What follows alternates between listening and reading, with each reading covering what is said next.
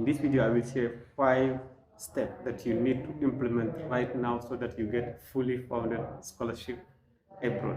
Okay, so try to wait until the end so that you get all the steps gathered so that you implement them and take your journey to the next step. So if you don't know me and if you're first time to watch my video, my name is Muhammad Selvidel and I am from Guinea and I am a fully funded scholarship holder, and I decided to help people also get fully funded scholarship abroad. Okay, so I have already posted a lot of videos on my YouTube channel and also my other social media account, so you can just try to check them also to see if you are eligible in one of them. So the first thing that you need to do as a scholarship seeker is to make research. You have to make research, because if you do not research, you cannot find. So there's many ways that you can look for scholarship. The first thing is that you have to identify this country where you are interested in. Which country are you interested in? The United States, Indonesia, the United Kingdom, Canada? Which country are you interested in? So the first thing is that you identify the country, for example. Okay, so if you identify the country, there are many types of scholarship that I will make another video regarding that type of scholarship and how to apply to the scholarship. But today I will be talking about the step that you need to make to identify this right scholarship and also to apply to the scholarship without having any difficulties. Okay, so the first thing is that, as I said, is to make your research. So for that, you can, for example, if you identify the country where you would like to go, you go to the embassy of that country website, because if there is a government scholarship, they will make update on the website of this embassy. Okay, and after that, you can also join the social media of the embassy of this country.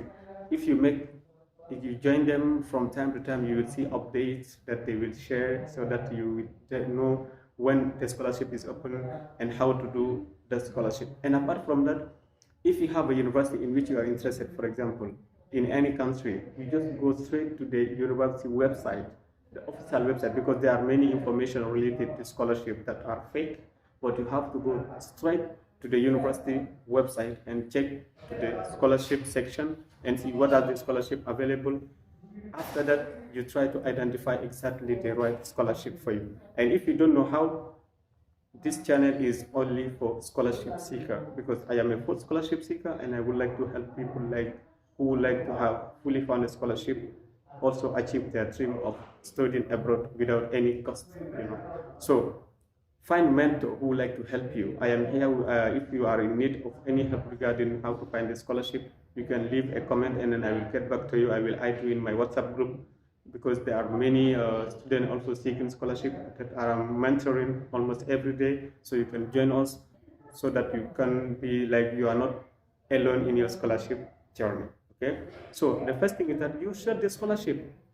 After you have been if you share the scholarship, the second step that you need to do is to check your eligibility criteria, because even without wasting any time, because some of people, they just see the scholarship because it's interesting, they directly straight to it and apply without checking if they are eligible, if their country is eligible, what are the documents required, everything, they just straight. So instead of wasting your time and money in scholarship that you are not eligible, if you have to check the eligibility criteria. And there are many kind of eligibility criteria, but the first thing is that your academic background. Is it a scholarship for PhD? Is it a scholarship for master? Is it a scholarship for undergraduate? So your academic background, you need to check that. Okay, you need to check the academic background. Are you suitable? Are you eligible to apply for this scholarship? After that, is your country eligible? Because there are some scholarships that your country might not be eligible. So if you apply, you just waste your time and money also, because you'll be having internet. For example, if you are in Africa, you will buy internet and anything. So instead of just jumping in the scholarship, try to deepen your research by checking the eligibility criteria of your country and also your own eligibility. For example, your academic background, your extracurricular activities, your leadership engagement, community service, everything. You have to check on all those stuff. Okay, and now if you have found the right scholarship that is suitable for you. You check the eligibility criteria. Now you gather the document required. This is a very big step. Gathering the document that is required for every scholarship. Because if you miss only one document that the scholarship asks you, you are going directly to be rejected. And one more thing is that those two documents, your transcript and your degree certificate, these two have to be legalized in your Ministry of Higher Education and also Foreign Affairs, because this is one of the crucial thing in your application. Because if you apply with a document that is not legalized, that is not authorized, authentified by your Ministry of Higher Education and also Foreign Affairs, they are going to reject you definitely. Sometimes you will see you get rejection for a scholarship. You don't know, you apply, you submitted all the documents, but you still get rejection. It's because of that.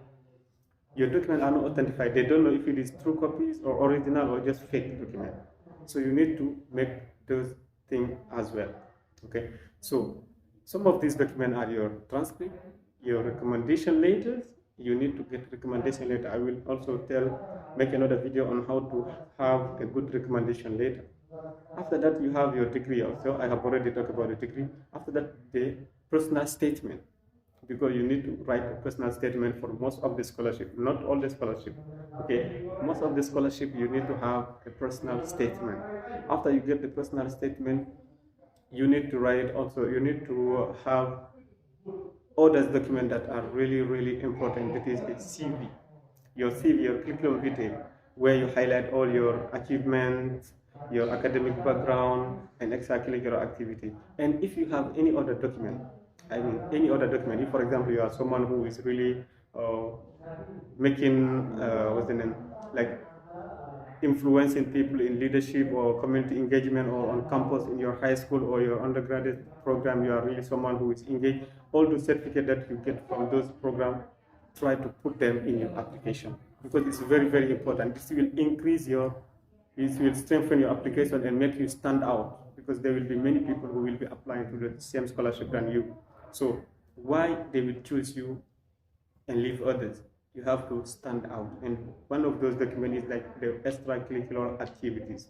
Okay, so now once you have all those documents that they ask, try to make sure that any document that the scholarship requested, you have it in hand.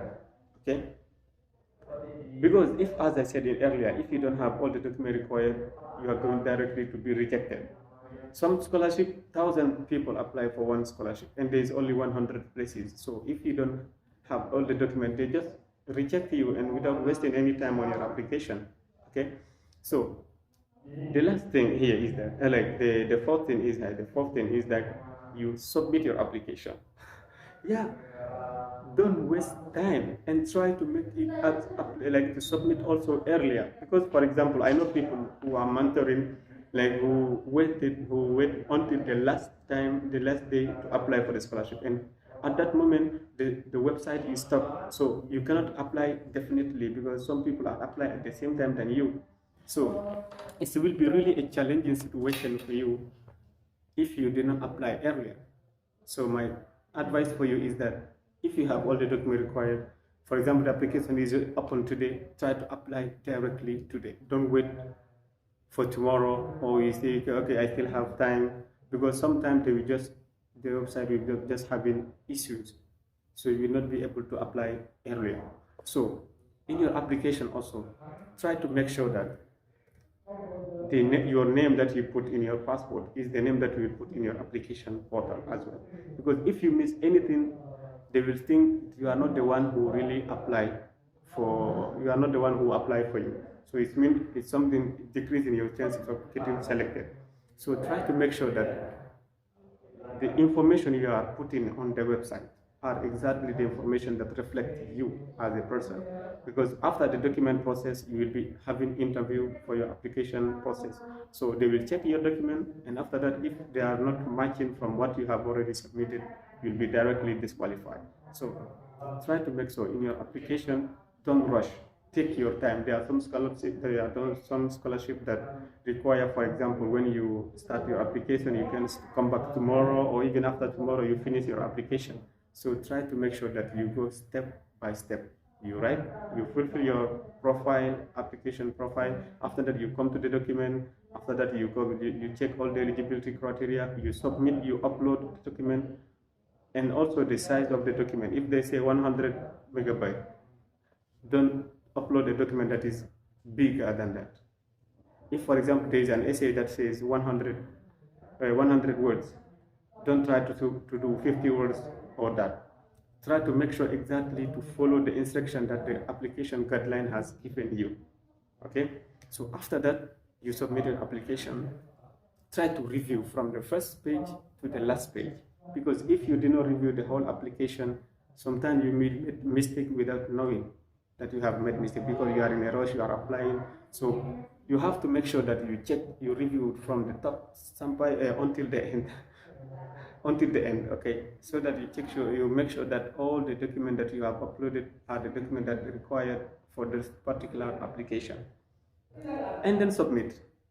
Once you submit your application, you leave it now in the hand of God, because you have done so far what you can do. Don't say because you apply for this scholarship and then you have submitted all the documents required, like mandatorily you have to get admission. No, sometimes you have all the qualification, but you still get rejected for many reasons. Okay, so don't put all your trust 100% on it. Try to apply multiple scholarship at the same time. Don't apply on only one scholarship and then rely on that scholarship. Try to apply in multiple ones so that it increases your chance of getting at least one scholarship. Okay, and then the last part is that you have to wait. Many people, they think that for having a scholarship, you need to apply, for example, in January, so that you get admission in February, and then you start your study in February. It's not possible. Most of the scholarship is that you apply this year, so that you get admission next year, and then you start your study next year. For example, if I take for example mine, we applied in 2022, like at that moment in November, and then get admission in June next year. Can you imagine? And then I got to the country here in September. It's like almost 1 year of application. So you really have to wait. You cannot apply directly and then get admission, because for something that is true. But in Africa, for example, some people will tell you, okay, I can get you admission in 5 days, I cannot get admission in 2 days. It's up to him. Try to go step by step, you follow the process. I am not making video for having views or for just influencing people negatively. I am giving you my own experience that I have went through. If you find this information are really useful, try to leave a comment. And also, if you have any question regarding scholarship, try also to leave a comment.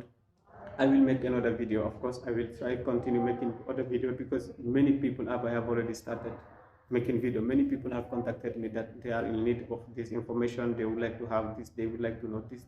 So I feel that there are not many people who are doing this. Like, even if there are many people, the access of those information are really limited for some people too. That's one of the reasons why I started making videos in my leisure time.